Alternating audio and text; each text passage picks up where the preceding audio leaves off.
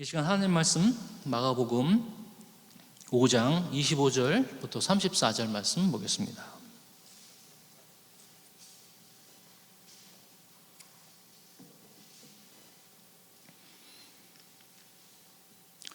신약성경 61페이지에 마가복음 5장 25절부터 34절입니다. 제가 봉독하겠습니다. 여러분 눈으로 또한 함께 봉독하시고 싶은 봉독하시고요. 말씀으로 함께 하나님 말씀 받겠습니다. 12해를 혈루증으로 알아 온 한 여자가 있어 많은 의사에게 많은 괴로움을 받았고 가진 것도 다 허비하였을 때 아무 효험이 없고 도리어 더 중하여졌던 차에 예수의 소문을 듣고 무리 가운데 끼어 뒤로 가서 그의 옷에 손을 대니 이는 내가 그의 손에만 옷을 대어도 구원을 받으리라 생각함이로라. 이에 그의 혈루 근원이 곧 마름에 병이 나온 줄을 몸에 깨달으니라. 예수께서 그 능력이 자기에게서 나간 줄을 곧 스스로 아시고 무리 가운데서 돌이켜 말씀하시되 누가 내 옷에 손을 대었느냐 하시니 제자들이 여쭤오되 무리가 에워싸 믿는 것을 보시며 누가 내게 손을 대었느냐 물으시나이까 한데 예수께서 이 일 행한 여자를 보려 하시고 둘러보시니 여자가 자기에게 이루어진 일을 알고 두려워하여 떨며 와서 그 앞에서 엎드려 모든 사실을 여쭈니 예수께서 이르시되 딸아 내 믿음이 너를 구원하였으니 평안히 가라 내 병에서 놓여 건강할지어다. 아멘. 오늘의 말씀은 희망이 사라지려 할 때라는 주제로 여러분 하나님 말씀 나누겠습니다. 가든그로브에서부터 한 북쪽으로 300마일 거의 3시간 반, 4시간 거리에 있는 데스밸리라는 곳 여러분 가본 적 있으십니까? 라스베가스에서 동쪽으로 1시간 반, 2시간 정도로 떨어져 있는 데스밸리는 말 그대로 정말로 죽음의 계곡입니다. 많은 사람들이 여행을 가고 또 그것을 방문하지만 실질적으로 데스밸리는 어떤 지역이냐면요, 해수면보다 더 낮은 지역입니다. 결국 오션에 있는 바닥보다 더 낮은 지역이 미국에서 가장 낮은 지역, 그러니까 해수면보다 85 마일 정도 더 밑에 내려져 있는 밸리입니다. 거기가 어느 정도로 데스밸리냐면요, 제가 어저께 온도를 그쪽을 보니까 100도였어요. 근데 최고 온도가 세계에서 가장 뜨겁다는 사막, 그 사하라 사막, 아프리카에 있는데요, 사하라 사막은 135도까지 올라가는 것이죠. 그런데 135도까지 최고의 온도까지 간 곳이 바로 데스밸리였습니다. 제가 아시는 분이 그곳으로 한번 여행을 간 적이 있는데요, 거기서 너무 뜨거워서요 차가 멎어버렸다는 거예요. 너무 그 엔진이 과열돼 가지고요.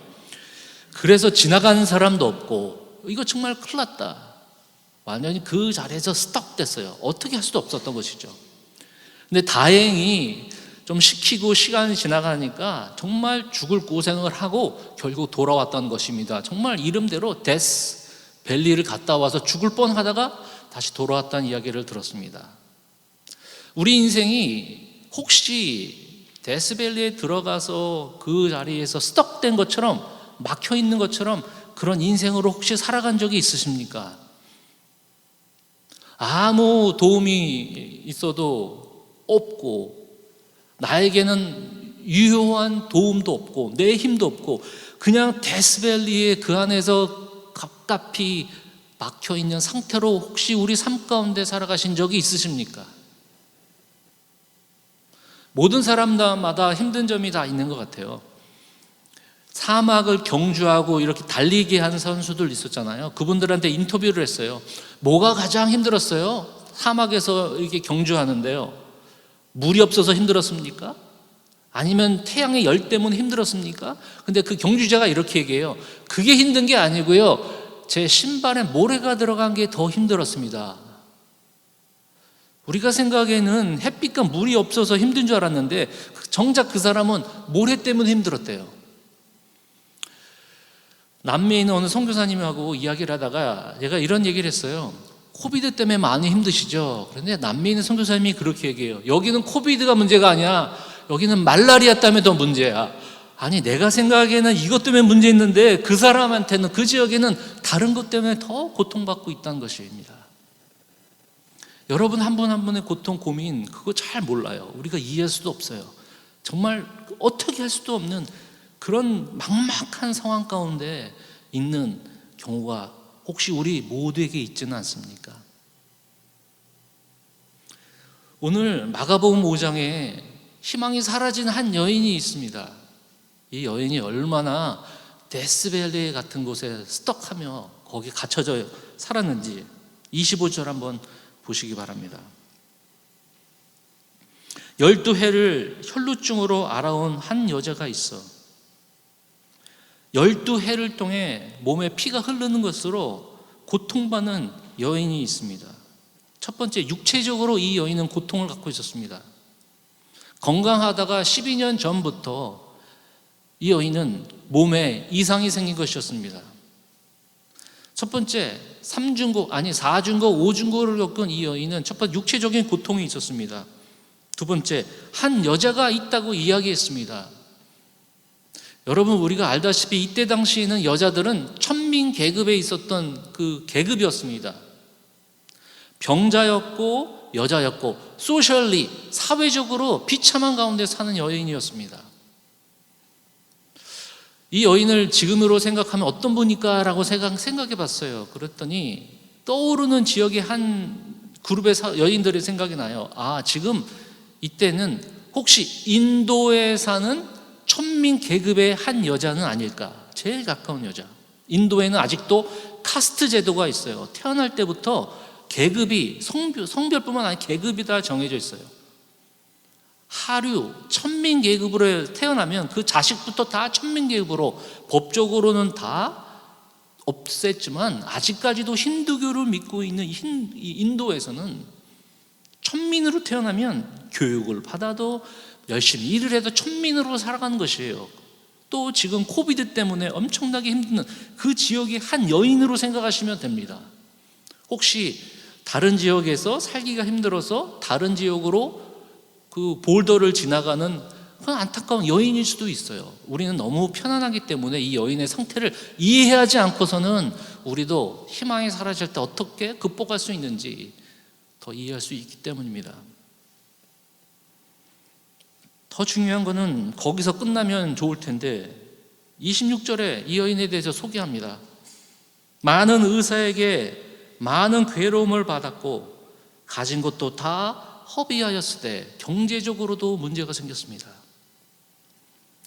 사회적으로, 고통, 육체적으로, 또 심리적으로, 또한 돈도 다 써버렸다는 것입니다. 이 여인은 이 사람들의 그룹에 있어서는 원래 안 되는 사람입니다. 왜냐하면 병이 있었던 사람이고요. 몸에 피가 흐르는 여인은 유대인의 법으로는 그룹과 공동체에 떨어져 이 성문 밖에 살아야 되는 사람이에요. 같이 있을 수 있는 사람이 아닙니다. 이 여인은요. 근데 가지고 있던 돈도 다 써버렸어요. 용하는 그 모든 의사들을 찾아갔다는 겁니다. 그런데 그거를 고칠 방법이 없는 것이었습니다. 육체적, 심리적, 사회적, 경제적, everything gone.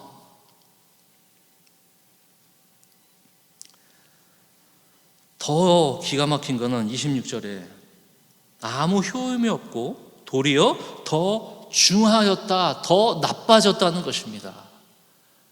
돈도 떨어지고 심리적으로 약해지고 몸도 약해진 것보다 더 최악은 뭔지 아세요? 소망이 사라졌다는 것입니다. 더 악해졌다는 거예요. 희망이 사라졌다는 것입니다. 자기가 날 수 있는, 그렇다고 계급이 올라가고 남자로 다시 태어날 수도 있는 것도 아니고 공동체 밖으로 끌려 나갔어야 되는 건데 조용히 이 여인은 살아가고 있었다는 것입니다. 영어적 표현으로요, end of rope이라고, 롭이 있으면 맨 끝자락을 붙잡고 있는 거예요. 그냥 놓고 싶은 겁니다. 그냥 내 삶을 붙잡고 있는 끝을 붙잡고 있는 거예요. 권투 선수가 포기하고 싶을 때 코치가 하얀 타올을 던집니다. 백기를 던져서 스탑시키는 것처럼 나 그만 이제 백기를 들라는 거죠. 나는 이제 이상 여기서 살 가능성이 없든지 아니면 그럭저럭 마치 그 마음에 지푸라기라도 있다면 그 짚고 싶은 그 심령이 분명히 있을 것입니다. 마가복음 5장을 다 보면요, 이 여인 사이에 겹쳐있는 사건이 또 있어요. 그것은 바로 12살 난 야이로라는 종교적인 지도자 딸이 죽어있는 상태였어요. 그 사이에 있었던 일입니다. 야이로라는 종교 지도자가 있었는데요, 예수님을 만나고 우리의 딸을 고쳐주시옵소서. 그래서 그래, 내 딸을 위해 내가 내 집을 방문하겠다. 가던 차에 이 혈루증을 앓는 여자를 만난 것입니다. 그러니까 야이로의 딸을 고치고 우리가 알다시피 야이로 죽었던 딸을 살리셨어요. 그 사이에 있었던 사건이 바로 오늘 이 여인에 관한 이야기입니다. 공교롭게도 야이로의 딸도 12살, 그리고 이 여인도 12해 동안 고통받고 있었습니다. 12이라는 숫자에 대해서 너무 우리가 의미를 부여하는 것은 그렇지만 12은 완전수거든요. 이 성경적인 의미에서는요. 근데 완전하지 않고 완전히 불안하다는 것, 그것을 의미하지 않나라고 생각할 수 있습니다. 야이로의 딸은 죽었습니다. 이 여인은 숨만 살아있지 아무런 소망이 없습니다. 그냥 숨만 있지 죽은 여인이나 다름이 없습니다. 왜냐하면 원래 공동체 밖에 있어야 될 여인이기 때문이요. 소망이 없습니다. 그런데 그러던 차에 27절, 이 여인이 예수의 소문을 듣고 그 밧줄 끝자락을 붙잡고 있는데, 그때 비로소 그 여인에게 들렸던 소문이 바로 예수님이었습니다. 그 소문을 듣고 이 말씀을 보니까 이런 생각이 들었습니다. 의지할 것 많은 세상에는 예수님의 도우심을 찾기가 힘듭니다. 이 말은 도울 것, 우리가 의지할 것, 이 세상에 예수님 외에는 이 세상에 의지할 것이 너무너무 많이 있다는 것이죠.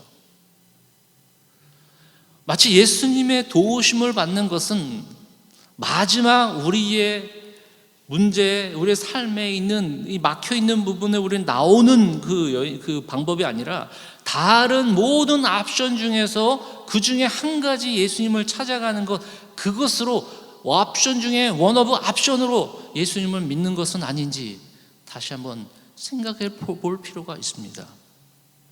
세상에는 의지할 것이 너무도 많이 있습니다. 세상에는 우리가 신뢰할 게 너무 많이 있습니다. 그렇기 때문에 예수님을 믿는다는 것은 하나의 옵션으로 생각할 수 있고요, 더 나아가서 예수님을 믿는 것을 보험 드는 것처럼 생각합니다. 다른 거 다 해보지 않고 결국 안 되면 그냥 예수님 보험으로, 인슈런스로 커버해버리는 쪽으로만 생각한다면 과연 예수님의 능력과 예수님의 기적이 우리 삶 속에서도 과연 있을까요? 밧줄을 우리가 떨어졌는데 맨 위쪽을 붙잡으면 그래도 남은 밧줄이 있기 때문에 라고 생각하며 이 생각 저 생각 다 하면서 예수 그리스도가 내 문제 끝자락에 와서 나를 해결해 줄 수 있는 그분이라는 것을 과연 우리는 그런 믿음과 그런 마음을 가지고 살아가고 있는 것인가요? 우리는 시간이 지나면 다 나아질 거야, 내 상처와 아픔은 다른 사람 만나면 더 좋아질 거야, 시간이 지나면 성숙해질 거야, 난 괜찮아 라고 덮어버리며 고통과 상처가 더 퍼지고 더 아물어지고 더 고통스러울 수가 있습니다. 그것이 치료받지 않고서는요. 고사성어에 체하분주라는 이야기가 있어요. 체하분주. 체는 건널, 하는 물을 건너는데, 분주, 불을 지르는데 배, 배를 불 지르는 것, 적진을 향해서 침도하는데요, 타고 왔던 배를 불지르는 거예요. 왜요? 내가 다시는 돌아가지 않는다. 바로 이것만, 내가 이곳을 전진해서 이기든지 죽든지, 그런 최하 분주 고사성어처럼 예수 그리스도의 인생의 끝자락에 있는 사람들한테 하나님의 기적이 일어나는 건 아닐까요? 여러 가지 옵션 중에서 예수님 믿는 것을 그냥 그럭저럭 살아간다면 우리는 요행을 바라는 건 아닐까요? 우리에게는 많은 인생의 옵션들이 있습니다. 신뢰할 것이 너무 많이 있습니다. 예수님만이, 이 여인처럼 극도의 데스밸리에 들어간 사람만이 오직 예수님이 자신을 살릴 수 있는 그런 기적을 분명히 경험할 수 있습니다. 왜 이 세상엔 기적이 없을까요? 저는 기적이 있다고 믿습니다. 왜냐하면 우리는 어느 누구도 데스밸리에서 사람을 찾고, 내 얼굴을 찾고, 내 외모를 찾고, 내 이성적인 판단을 찾고, 내 가지고 있는 경험을 찾고, 내 가지고 있는 모든 것을 모아서 그것을 결단하니 하나님의 기적이 아니라 내 힘으로 버티다가 사는 것 아닐까요?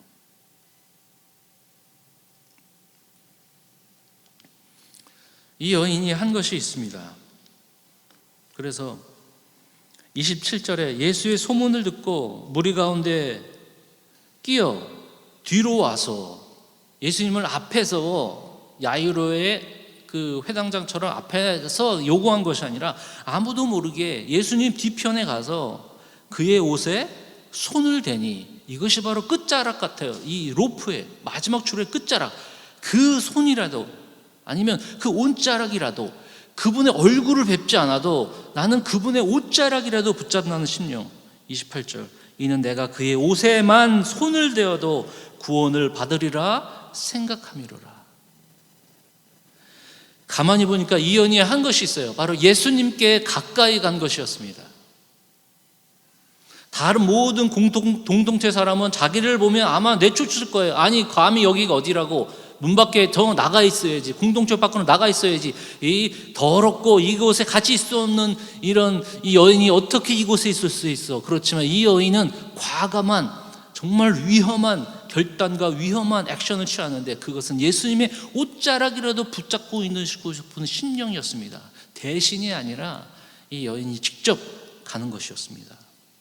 방법은 예수님께 가까이 가는 것이었습니다. 제가 한국에 있을 때 부흥회가 있었어요. 예전에는 참 너무 강력한, 정말 카리스마 있던 부흥사들이 많이 있었잖아요. 그래서 병도 고치고 그런 부흥회 한번 참석한 적이 있어요. 근데 우리가 같이 갔던 우리 교인분들이 있는데요, 이 부흥사분이 이렇게 얘기해요. 여기서 아프신 분들 있으면 앞으로 나오세요. 기도하겠습니다. 그런 거 많이 했었잖아요. 근데 우리 같이 가신 분 중에 아는 분이 있는데, 그 부흥사분이 앞으로 나오라고 말하기도 전에 제일 먼저 그 앞으로 뛰쳐나가는 것이었어요. 우리는 깜짝 놀랐어요. 이 담력은 어디서 났는지. 그런 분이 아니었거든요. 되게 조심스럽고 조용조용하고 아주 신앙이 좋으신 분인데, 그 앞에 그냥 그 부흥사님 앞에 그냥 뛰쳐나가는 거예요. 우리는 그때까지 몰랐어요. 이유는 뭐였냐면요, 아이를 못 낳아가지고요, 결혼한 지 한 4, 5년, 7년인데 문제가 생겼던 거예요. 우리는 몰랐어요. 그 얘기를 안 하니까. 그 담력은 어디서 났을까요? 물론 예수님은 아니에요. 그 마음의 심령은 어떻을까요? 4, 5년이 있어도 아이가 생기지 않고요. 근데 문제는 나중에 시험관 아이가 이렇게 태어났어요. 다행히.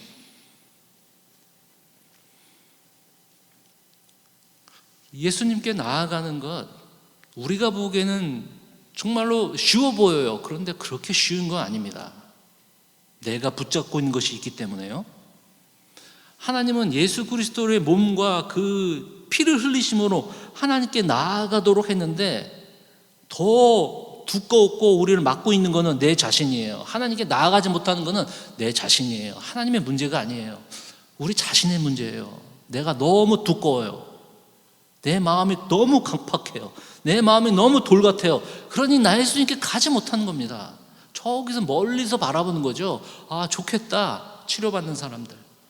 근데 내가 가지 못하는 이유는 내가 더 돌 같은 심령으로 주님께 나가지 못하는 것입니다. 하나님의 기적인 문제가 아니라 내가 주님께 나아가지 못하는 내 심령의 딱딱한 마음, 내가 찢어야 될 것은 내 마음을 찢어야지 내 안타까운 그냥 후회로 내 인생을 허비해버리지 않아야 되는 것입니다. 예수님께 나와 우리의 삶이 고달픈 인생을 해결하기 위하여 군중을 바라봐서는 안 돼요. 군중이 오히려 우리를 막을 수도 있을 수도 있죠. 아유, 너까지 게, 아유, 너 같은 사람이, 이렇게 손가락질 한다고요. 심지어 내 자신도 말씀드린 대로 내 자신의 두꺼운 벽 때문에 하나님께 나가지 못하고 교만한 마음 때문에 그 능력을 체험하지 못하는 인생. 여러분이 하나님을 잘 믿고 능력이 나타난 것은 분명히 주위 사람들의 눈치, 주위 사람들의 판단, 주위 사람들이 바라보는 것, 또 내 자신은 스스로 주님께 가까이 가는 것, 그것으로 우리는 분명히 해결받아야 될 줄, 그것으로부터 우리는 분명 헤쳐나와야 된다는 것입니다. 한 여자분이 있었습니다. 미국 분인데 제가 라디오를 듣다가 이 여인에 대해서 이야기를 들었습니다. 이 여인은 유방암 때문에 오랫동안 치료받으며 운전하며 먼 거리를 이렇게 키모테라피를 다녔던 여인이었습니다. 이 여인이 어떤 이야기를 했냐면 그 오랫동안 키모테라피를 하면서 운전하며 다니니까 이 크리스천 방송을 들었던 것 같아요. 근데 크리스천 방송이 계속 말씀이 나오고 말씀을 듣고, 그런데 시간이 지나면서 말씀을 들으면서 그런 생각이 들더래요. 어떤 생각이 드냐면 나의 가장 큰 문제는 유방암이 아니다. 나의 가장 큰 문제는 하나님과의 관계가 멀어져 있다. 내 고통과 내 마음도 내 인생에는 가장 문제였던 생각이었는데 나는 하나님을 잊고 살았다. 하나님은 내 안에 계시지 않는다고 얼마나 내가 부인했던가. 내가 왜 이런 이 병을 주시고 내가 이 어려움을 주시나, 하나님을 비판하고 하나님을 그냥 이렇게 불평했지, 나는 하나님과 너무 거리가 멀었다. 그러면서 그 마음을 깨닫는 순간 예수님을 더욱더 가까이, 만나지는 못해도 가까이 옷자락을 붙잡는 것처럼 가까이 하나님께 나아갔다는 것입니다. 베트남 전쟁을 갔다 온 미군 병사가 몸을 다 피폐해지고 눈을 잃었던 한 병사가 2,000마일 넘어 그 어머니가 2,000마일 넘어 어머니가 아무 소리 없이 자기 병실에 들어왔을 때 엄마의 소리도 듣지 않은 상태에서 이 병사는 엄마의 소리를 듣지도 않고도 엄마가 이 자리에 와 계시구나. 그 엄마는 옆에서 그 아들의 손을 잡으면서 안타까워하며 눈물을 흘리는데 한 소리도 안 해도 이 아들은 엄마의 그 자리에 있는 것을 깨달았다는 것이죠.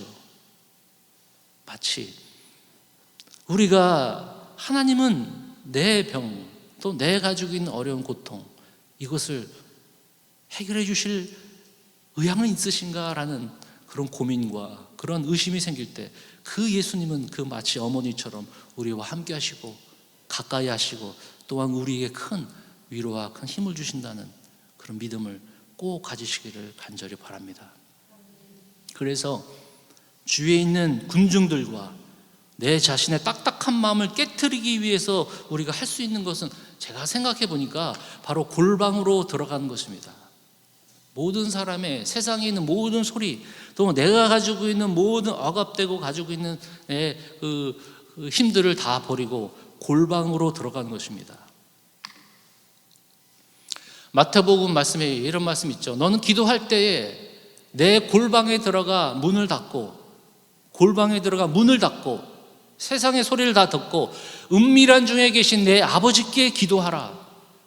은밀한 중에 보시는 내 아버지께서 갚으시리라. 왜 은밀한 이야기를 하셨을까요? 왜 세상에 문을 닫으라 그럴까요? 세상에 있는 모든 소리로는 우리를 치료할 수 없습니다. 세상에 있는 모든 이야기로, 모든 정보로, 모든 격언으로, 모든 좋은 것으로 나를 살릴 수가 없습니다. 세상이 문을 닫고 오히려 내 힘이 아니라 조용히 은밀한 곳에 하나님께 나와 골방에 들어가 하나님께 아뢰는 것입니다. 이것이 바로 주의 옷자락을 붙잡는 그 여인의 심정이 아닐까요?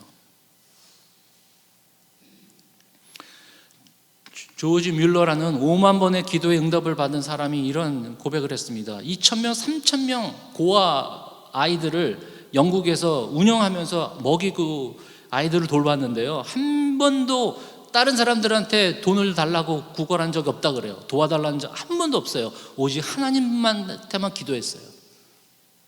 어느 사람이 물어봤습니다. 당신은 어떻게 이 고아원을 운영했습니까? 그러더니 이 조지 뮬러는 자기가 왜 고아원을 이렇게 잘 매일매일 유지가 된 이유를 기도실을 가르쳤다는 것이죠.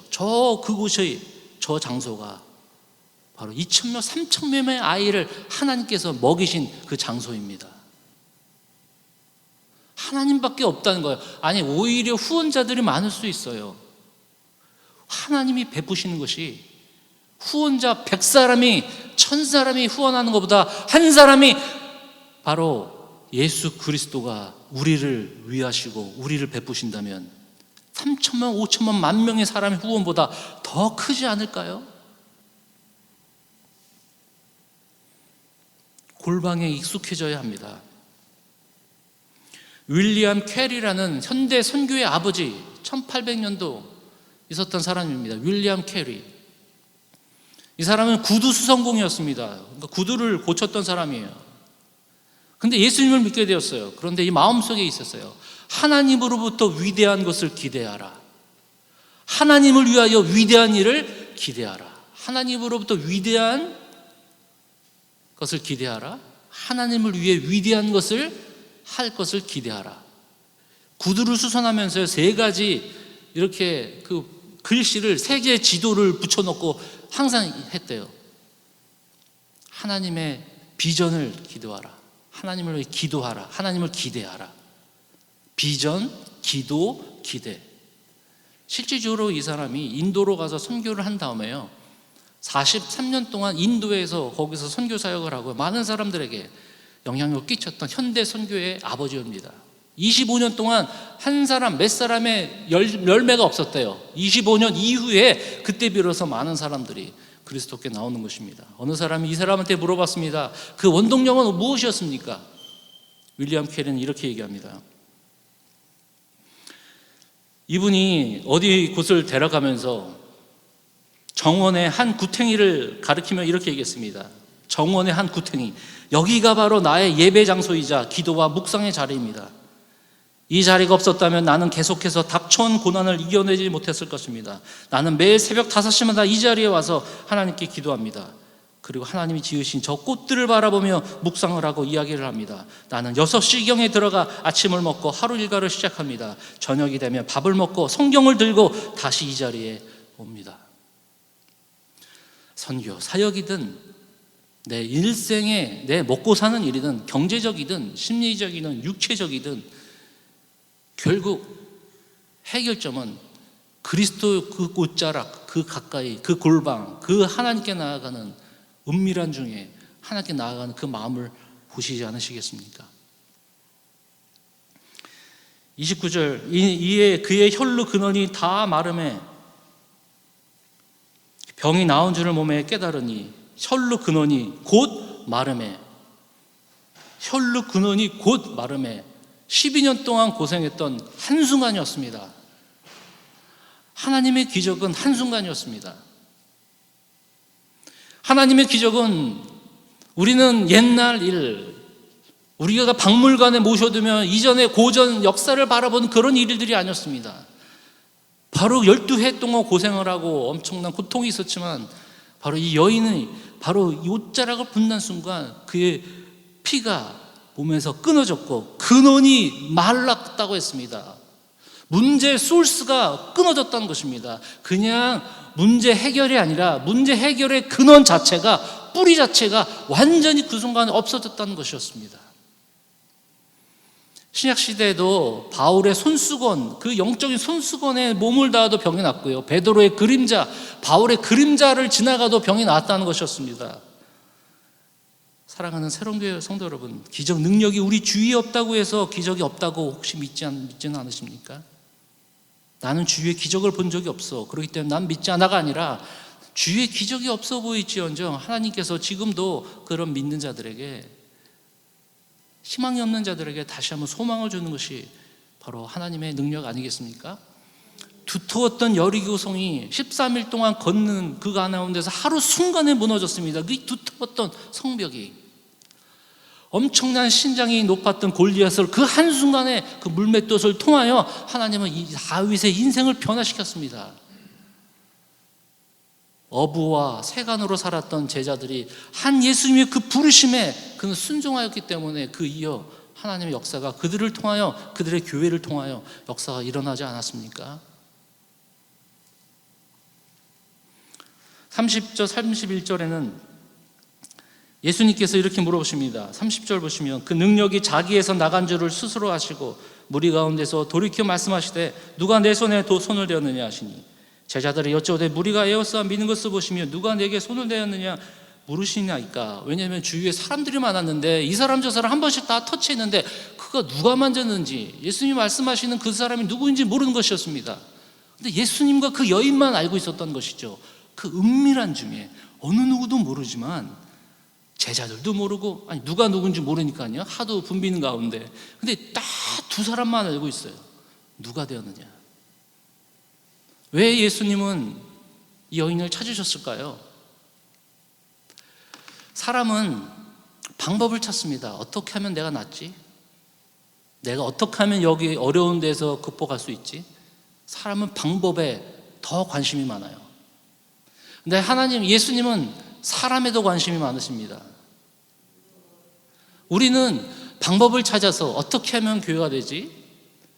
어떻게 하면 내가 우리 자녀를 잘 키울 수 있지? 어떻게 하면 내가 노후를 잘할 수 있지? 머리를 많이 생각을 합니다. 그것은 틀린 것은 아니죠. 그런데 하나님은, 아니 예수님은 우리에게 원하시는 것 봤을 때 우리를 찾으시는 것입니다. 사람은 방법을 찾지만, 프로그램을 찾지만, 예수님은 우리를 부르시고 우리를 찾으십니다. 그분이 우리를 찾으십니다. 병든 우리를, 마음으로 괴로운 우리를, 미래에 불안한 우리를, 어떻게 살지 알지 못하는 우리를 부르십니다. 왜냐하면 그분은 우리의 함께 하시고 우리를 만나시고 우리를 어루만져 주신 것이었습니다. 5장을 제가 읽으면서 마가복음 전체를 읽으니까, 아니 왜 이렇게 아픈 사람, 억눌린 사람들이 예수님을 찾아오더라고요. 예수님에게 적대적인 사람도 있고 예수님을 의심하는 사람도 있고, 제자들처럼 예수님을 통하여 자기네들이 뭔가 정말 한탕을 하려는 사람들도 있었는데, 아픈 사람, 어려운 사람, 여러 종류의 아픈 사람들은 예수님을 찾아온 것이에요. 역시 병든 사람, 우리 마음속뿐만 아니라 우리 육체적인 고통 있는 사람, 그런 사람들이 의원이 필요한 것처럼 우리 육체적인 의원뿐만 아니라 우리 모든 영혼을 구원해 주시고 지켜주시는 그 예수 그리스도께 나아가는 것이었습니다. 왜 예수님이 여인을 찾았습니까? 이 옷자락에 파워가 있는 것이 아니었죠. 이 옷자락이 만약에 파워되고, 이 여인은 예수님 옷자락 들고 아마 장사하면 많이 벌었을 겁니다. 내가 저 옷자락 잡아서 힐링됐다 그러면 이 옷자락을, 가짜 옷자락 다 만들었을 겁니다. 지금도 그 옷자락 아마 어디서 많이 팔 겁니다. 이 옷자락이 그 예수님의 그 직감으로 만들고 물감으로 만든 이 옷자락만 붙잡아 그러면 파워가 있을 거야. 그것이 아니었습니다. 그 파워는 옷자락이 아니라 간절함 속에 예수 그리스도의 능력이 그 안에 나타나는 것입니다. 다시 한번 확인해 주는 것이죠. 옷자락이 아니야. 그것은 바로 나를 통해서 바로 능력이 나타나는 것입니다. 마지막으로 예수님이 이렇게 말씀하십니다. 32절에 예수께서 이 일 행한 여자를 보려고 둘러보시니 여자가 자기에게 이루어진 일을 알고 두려워하며 떨며 와서 그 앞에 엎드려 모든 것을 사실을 여쭈니. 34절 예수께서 이르시되 딸아 내 믿음이 너를 구원하였으니 평안히 가라 내 병에서 놓여 건강할지어다.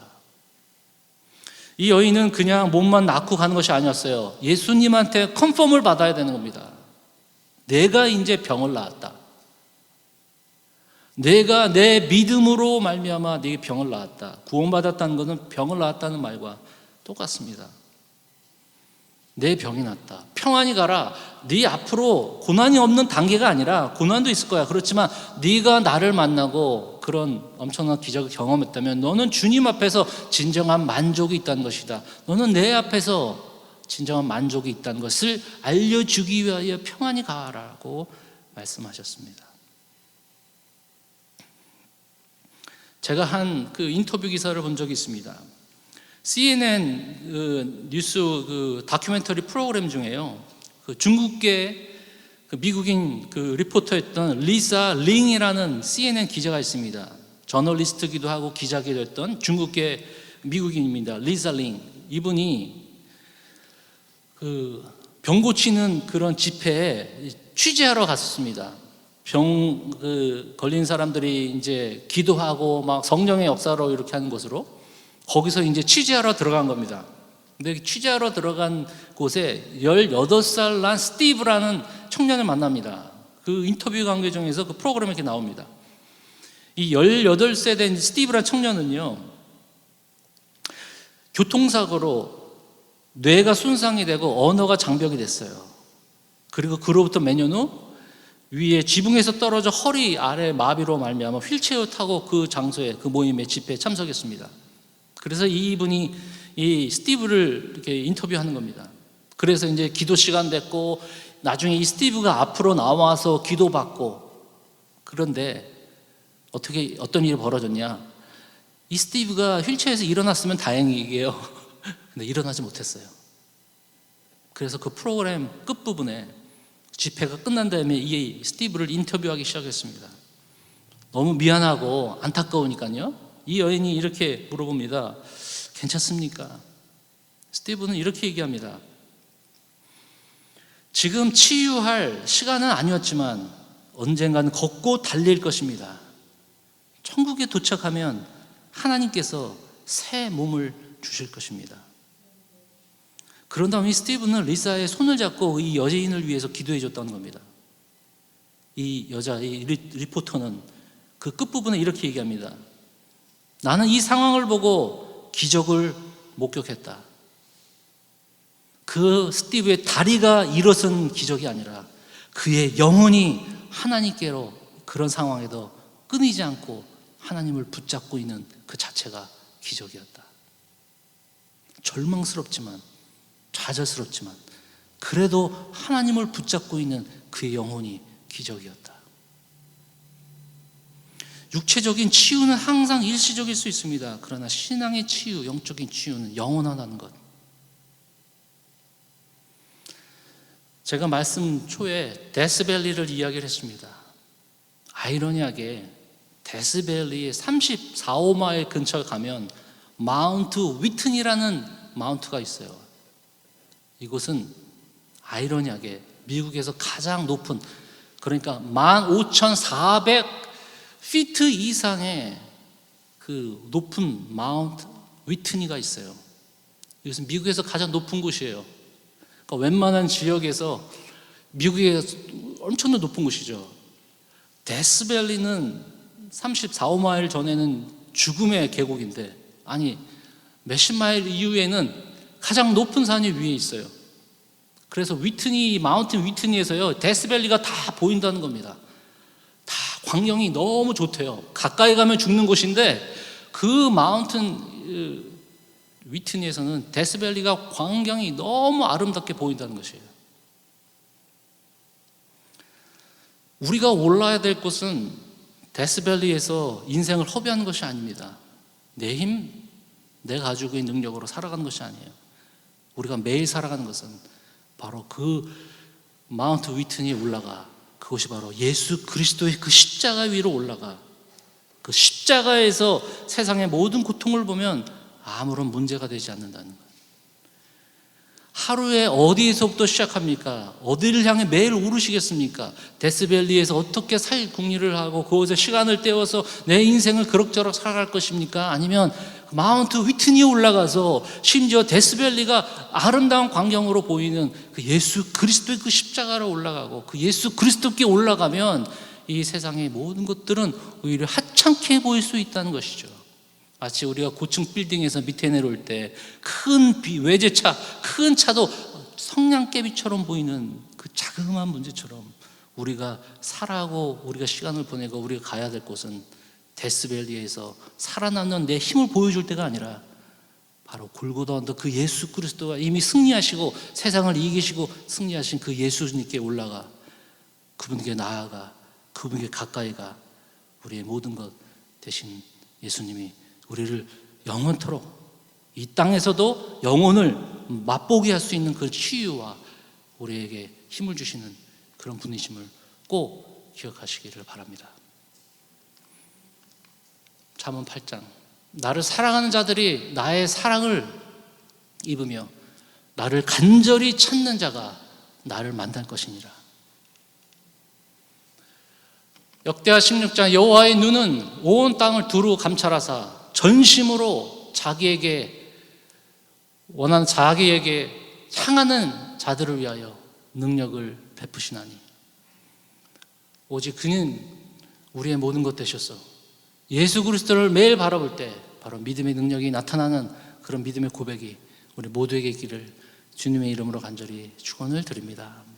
기도하겠습니다. 말씀을 생각하면서 여러분 혹시 어디에 계십니까?